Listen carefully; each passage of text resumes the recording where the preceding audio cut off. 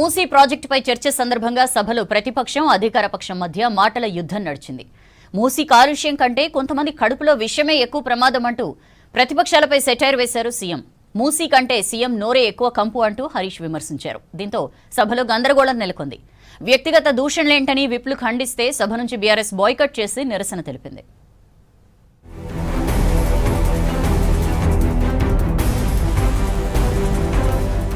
Assembly సమావేశాలు వాడివేడిగా జరిగాయి. మూసీ ప్రక్షాళనపై చర్చ సందర్భంగా సీఎం విపక్షాలపై తీవ్ర స్థాయిలో ఫైర్ అయ్యారు. మూసీ కాలుష్యం కంటే కొంతమంది కడుపులో విషమే ఎక్కువ డేంజర్ గా ఉందన్నారు సీఎం రేవంత్. కాలి బూడిదయ్యేలా విషపు కళ్లతో చూస్తున్నారని ఆరోపించారు. మూసీలో ఉన్న కాలుష్యానికంటే వీళ్ళ కడుపులలో అంతకంటే ఎక్కువ విషయం ఉంది అధ్యక్ష. మీరు మూసీ కాలుష్యమే ప్రమాదం అనుకుంటున్నారు అధ్యక్ష. ఆ విషపు కళ్ళతో చూస్తే మొత్తం కాలి బూడిదైపోయేటట్టు చూస్తున్నారు అధ్యక్ష. సీఎం రేవంత్ వ్యాఖ్యలపై మాజీ మంత్రి బీఆర్ఎస్ ఎమ్మెల్యే తలసాని శ్రీనివాస్ అభ్యంతరం చెప్పారు.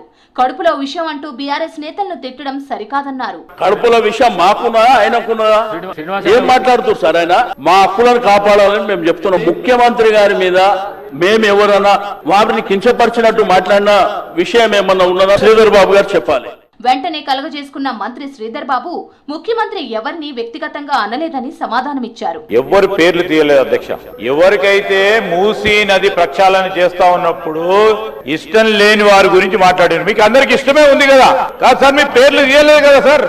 మూసీ కంటే ముఖ్యమంత్రి మాటల కంపి ఎక్కువ ఉందన్నారు మాజీ మంత్రి హరీష్. సభలో తమ హక్కులను కాలరాస్తున్నారని అన్నారు.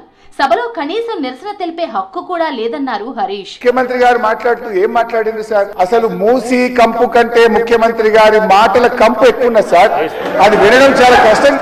రేవంత్ రెడ్డిపై హరీష్ రావు వ్యాఖ్యలకు సభలో గందరగోళం నెలకొంది. హరీష్ రావు సీఎం ను వ్యక్తిగతంగా విమర్శించడంపై ప్రభుత్వ విప్ ఆది శ్రీనివాస్ మండిపడ్డారు. హరీష్ తన మాటలను వెనక్కి తీసుకోవాలన్నారు, లేదంటే రికార్డుల నుంచి తొలగించాలన్నారు. ఎందుకంత కడుపు మంట అని ప్రశ్నించారు. హరీష్ రావు గారు గౌరవ ముఖ్యమంత్రి గారిపై చేసినటువంటి వ్యాఖ్యలను వారు విత్డ్రా చేసుకోవాలి.